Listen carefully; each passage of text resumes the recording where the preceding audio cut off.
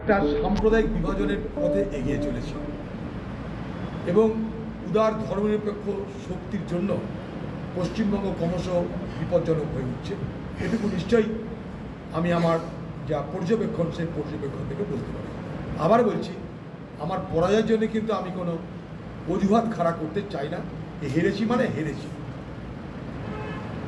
দাদা, বহরমপুর যে একটা আপনার গড় বলে পরিচিত, সেই জায়গায় একটা ইন্দ্রপতন বলা হচ্ছে, যে একটা বলতেই পারেন আপনারা। দেখুন, আমরা রাজনীতি করি, মানুষের ইচ্ছা অনিচ্ছার দ্বারা প্রভাবিত হই। গত বিধানসভা নির্বাচনে বহরমপুরে আমাদের প্রার্থী মনোজ চক্রবর্তী হেরেছিল।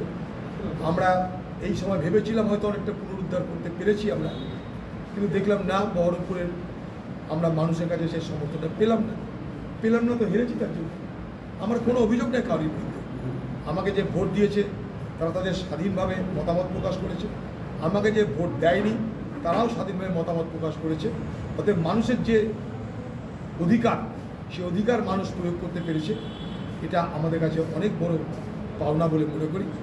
নির্বাচনে কেউ হারে কেউ জেতে, আমি হেরেছি, কিন্তু ভারতবর্ষ জুড়ে কংগ্রেস এবং ইন্ডিয়া জোটের বাকি দল তারা জিতছে। এটা একটা সুখবর, অন্তত সারা ভারতবর্ষের জন্য এটা একটা ভালো খবর বলে মনে করি। এতগুলো দুর্নীতি ইস্যু, সন্দেশখালীর মতো ইস্যু,